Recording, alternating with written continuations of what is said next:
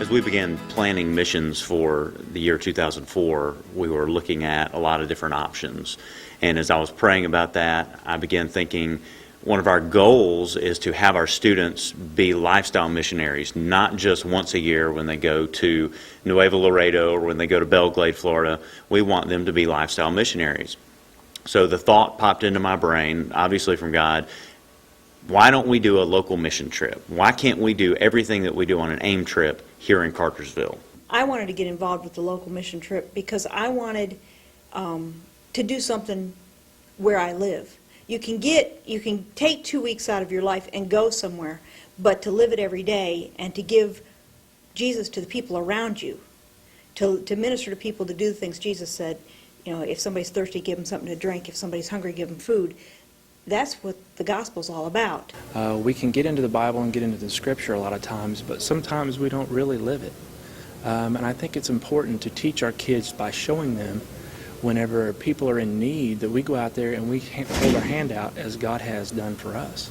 It was nothing like I expected it to be like, because I guess I expected it to be more like a youth camp kind of thing, but like where we all just got together and hang out. But we really did like mission-oriented work where we went out and like prayer walked and went on to the different communities and just like went out and kind of told people about God and stuff. Well, this was the first mission trip that I was able to actually be a part of, and I thought it would be fun to do. And it's here in town, and it's not that expensive, and it was easy to just sign up and be here. One of the best parts about mission trips is being all together in a certain environment. And when we go away for trips, we're staying at a church or some sort of family life center or something like that. We didn't want to break that environment up by sending students home every night to spend the night at their own homes, show up at the church the next morning, late, tired, whatever. We wanted to make sure they stayed together. So we decided we would spend the night at the church, and our pastor graciously allowed us to do that in the new facility. It was a wonderful blessing because the group really united very strongly. We started off with a couple of missions elements here at our own church, working with the flower beds right out in front of the church. The students got out there and dug some holes, planted the flowers. They also worked in the church library, taking boxes and boxes and boxes of books that were just packed away, organized them, set them up in categories, and set up the entire church library. Well, First Baptist has been involved with the shelter for many years. Clark Hutchinson has been on our board of directors. There have been folks with the church who's helped us with prescriptions, with meals, with other needs that we have called about. The list goes on and on. So this wasn't the first contact we'd had with the church, but I know it was my first contact with the youth, and they were so enthusiastic. The day that they came, there was a whole lot more of them than I thought there were going to be. But they came in and they had so much excitement, enthusiasm, and there was nothing that that they weren't immediately wanting to do and take care of. There was nothing I could ask them that they weren't willing and excited to do. And we had them doing some, pretty scuddy jobs. They were not fun jobs, cleaning and tidying up and that type of thing. But the spirit that they approached the tasks with was what was really exciting for me to see. That it wasn't, oh, I only want the good jobs or whatever. It's whatever you need done, we want to help with.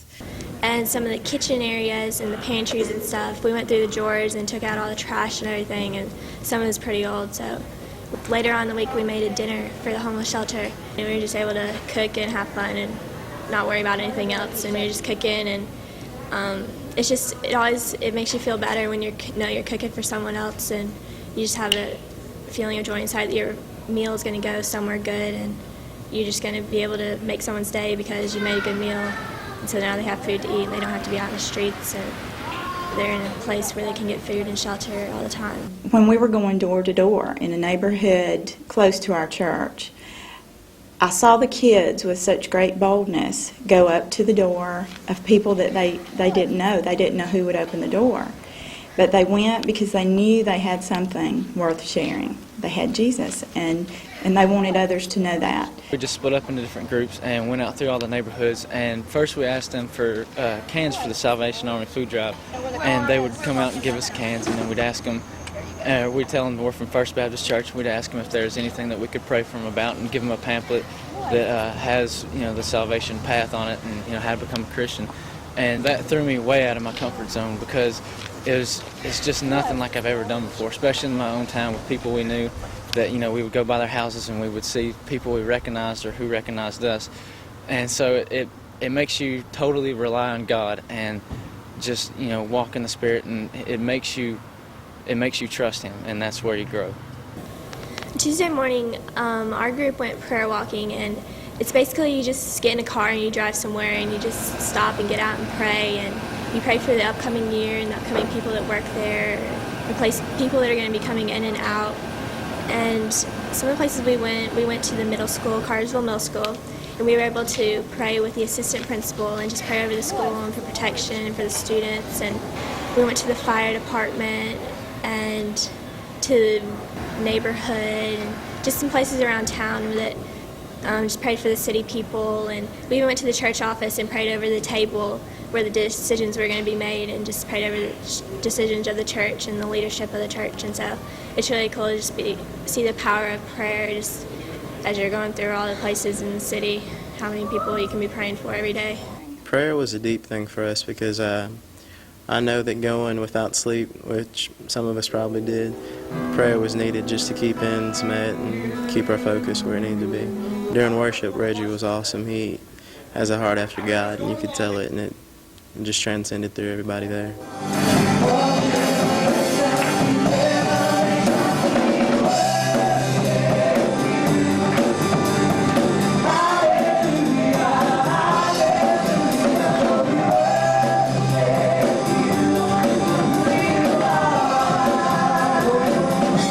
The nursing home was really neat because it wasn't at all what I expected. The people, it's just amazing to see how excited they are to see us. And you don't realize that once you get older, you're really going to love the company of younger people, but they were just so thrilled to have us there. And, I mean, we didn't even do anything. We just came and sat with them while they played bingo and talked to them a little bit, and they just loved it. It was like the highlight of their week for us to come. It was refreshing for me to see these youth try so hard to make the residents feel so special. They are definitely a unique group, and the residents have not forgotten them, and they won't, because they made an impression on them, and it was really a nice thing to see. Going to the nursing home made me feel really good because I realized how easy it is to serve. You don't have to do something incredibly extravagant or anything. I mean, you just go and talk to people, and that made me feel really good that I was helping these people just by taking a little bit of time out of my day to go and talk to them, and made me feel good just to see the smiles on their faces and how happy they were. An additional benefit to the bingo game and the singing and all, one of the girls, she played the piano, and I think that day she had started playing the piano for the residents, and they really enjoyed it. So she called me back later and set up a time. She comes every week now to play the piano for the residents. Her name is Carol Stewart, and the residents absolutely love that. It's almost like dinner music. She plays, I think she mainly plays classical music, but she has made a special effort to learn some hymns for the residents because that's their favorite. And she comes in and plays every Tuesday evening around 5:15 while the residents are gathering for supper, and they love it. If somebody walks in the room, they're like, "Shh, Carol's playing." So they really enjoy that, and that's just such a wonderful benefit. One day I came into work, and the residents told me, "Oh, that group came back, they came back." And what happened was, when they were here playing bingo, they found out one of the residents that was a member of the church, had been a member for years, was having a birthday. And they took it upon themselves. Nobody even encouraged them. They just took it upon themselves, went out and got a cake and came in, and it was just unbelievable. About 15 kids came in and shared her birthday with her, and it just made her day. Well, on the local mission trip, we did come to Presbyterian Church and help out one night for the friendship table, where they have homeless people, and Hickory Log come and they serve them dinner one night every Tuesday. And we came and did it one night that week, and I just thought it was good opportunities that we could continue to do it and have fun and be serving in our community. Last July, there was 3 of us standing here looking at each other at 5:45. All the food was made, we had it put out. I literally looked at my friends and said, "What are we going to do? There's 3 of us. How are we going to serve all these people?" I no sooner got it out of my mouth than Becky walks in and says, "Hey, we're from First Baptist Youth. We're here to help with Friendship Table." It just gives me goosebumps. Look at that. I was so thrilled. I thought, oh, thank God. That was the funnest night. They have the most awesome youth. They meant so much to us. We had a great time serving. We prayed together. We witnessed with the people. They did the dirty stuff. They got in clean dishes, wiped down tables. They were awesome. But the most special thing, we were just brothers and sisters in Christ. We had a wonderful time together. I loved the concept of the local mission trip. There's so many things right here. We all want to rush off and do something glamorous and do it in, Mexico or somewhere. But we have so much that we can do here to help in our community. And they didn't stop there, First Baptist Church has called us and made a commitment to help us every month on the friendship table. It's been my third time, including the time I went during the trip, and it's been fun, and we got to help out and serve meals and just line up and vacuum and clean up and all the stuff we're supposed to do at home that we don't usually do.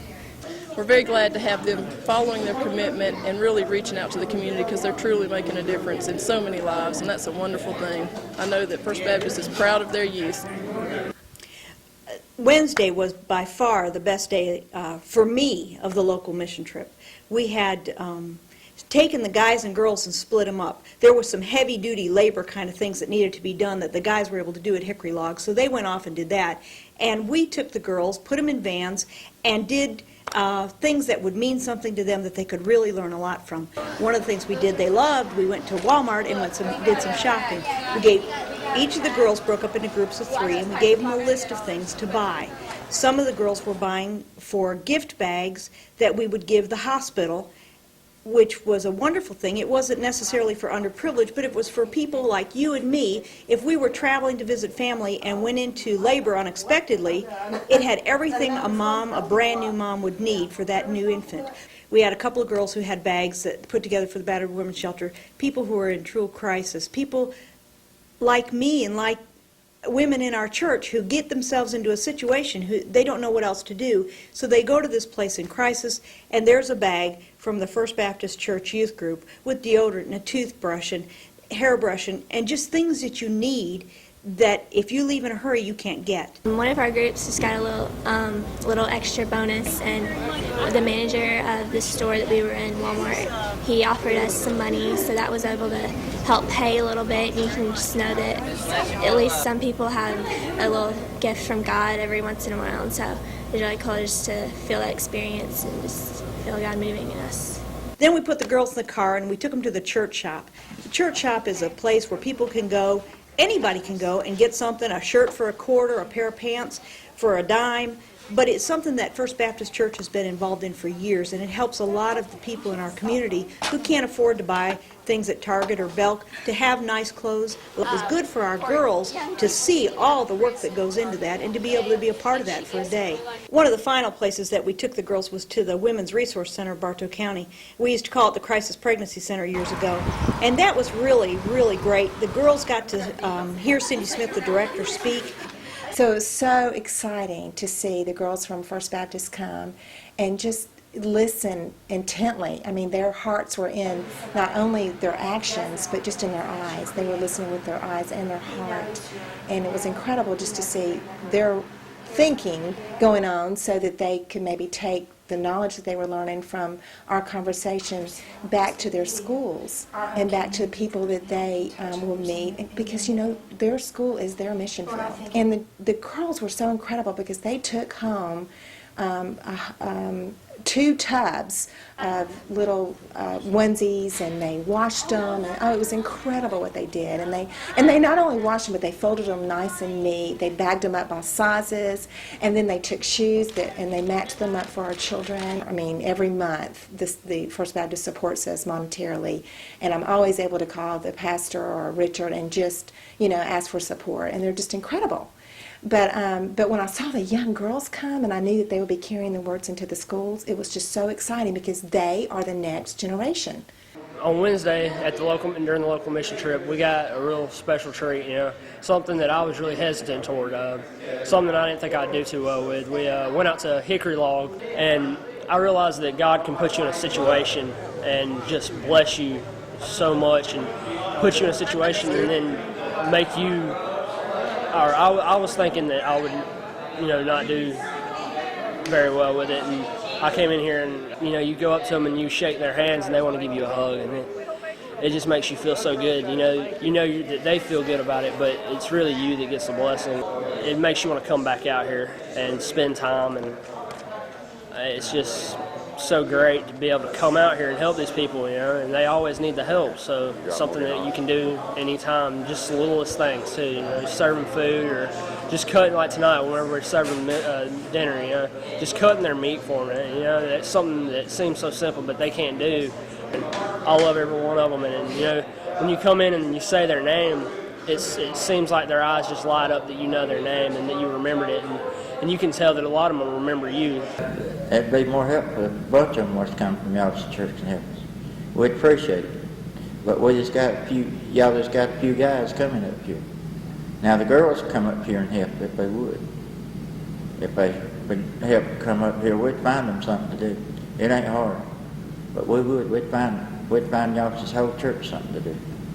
Even the preacher.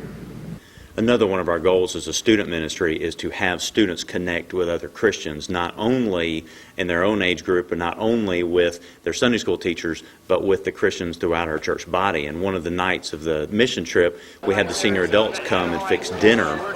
And we got a chance to not only interact with them, but we played some games, some generational games, and allowed the students to really begin to build that relational bridge with them. And from some of the students I've talked to, that was one of their favorite parts of the whole mission trip, was socializing with the senior adults from our church. The local mission trip at First Baptist Youth really proved to be one of the highlights of our summer program. I think we had in excess of 200 young people that day that participated not only with your youth, but other entities of the community, including the fire department that came by and hosed them down and kept them cool, and a variety of games.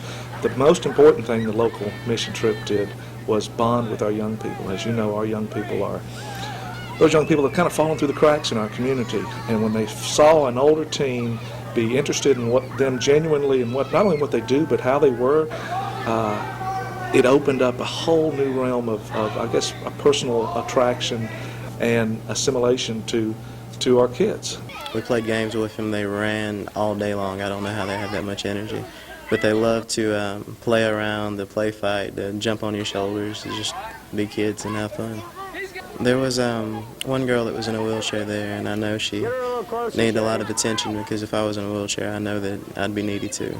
But she loved being there, so I took her and pushed her up to the Dunkin' booth, and she got to drop somebody in. And it seemed like it made her day, because I know it made mine just to be able to serve the girl and make her happy. And we're very lucky because First Baptist over the years, over 15 years of existence, has really had, whether it's the Bible school or Wendy and John Hodorf doing the summer food program, or the financial support that is ongoing, and board leadership and volunteerism, no entity in this community is more giving to the Boys and Girls Club movement than First Baptist.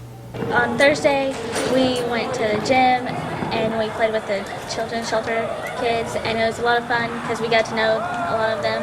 There wasn't that many, and then we brought them back to the church and we had spaghetti, and we got to know them a little more and talk to them about God, and it was really fun, and just play games with them. As volunteer coordinator here, I know the importance of having people come and see what we have and see what's going on here with the kids. Sometimes I've had people come in and say, well, I thought I'd just see cots everywhere. But, it's a home here. I always tell people, oh, it's a home, but we have 12 or 13 kids. And it's very important that kids in the community see what's going on here. Our kids here enjoy having volunteers, and it makes them feel good. It's great to see, for the kids of First Baptist to come at different times, but it's so heartwarming to see them coming back again and again and again. That week helped me to know there's opportunities out there to go. Like today we went back to the children's shelter and we planted some flowers and did a bunch of stuff around there, and we got to play with some of the kids, and it was a lot of fun going back and seeing that we can do it any day, and it's just around here. We have so many needs here in our own town that, God doesn't have to send us halfway across the world to use us, that He can use us wherever we are. And, the church body needs those people that stay here and their mission field is, at home. Their mission field isn't to go across the seas or whatever. So it just shows us that wherever you are, God can use you. I just never realized how simple it would be. It always kind of, the term, serving was just like kind of scary, I guess. I just wasn't really sure what all was involved, but it's so simple, and God just uses you whatever you do, no matter how big or small it is. So it gave everybody a chance to find out where their area of service was, and it helps you know in your own community where you can serve, and you don't even have to go with a group. You don't have to have a leader. You can go and serve on your own once you realize the need is there. And we found in Cartersville there is a great need, and they were glad to have us. There's so many things you can do without having to have it organized by an official staff member. And it's the same for the church. There's so many things that people can plug into and draw other people in to serve in our community. And when people begin to step out and see that, the community talks about what an impact our church is having, not only in our community, but in the world. It opened my heart to see that there was things that I could do on my own time, instead of having to have the church with us. That I could just go back and say, hey, do you remember me? I would like to help with this or that. The thing that I loved seeing was the light that went on in the kids' eyes, that they could see how much there was to do right here in their own backyard. I just experienced so much, and I just want to go out and serve every day, because there's so many people out there that need God's love, and you just know there's so many other ways you can do it just every day in this hometown that we live in every day, and we haven't even realized how many opportunities there are. These kids can go out in the community and just touch lives. For me to sit here and tell you exactly what these kids have done, touched in my life, I can't. The blessing has just been more than I can muster up to tell them. We can make a difference, and if we take the time out to make the difference, I know that it'll pay off in our lives here on earth as well as in heaven.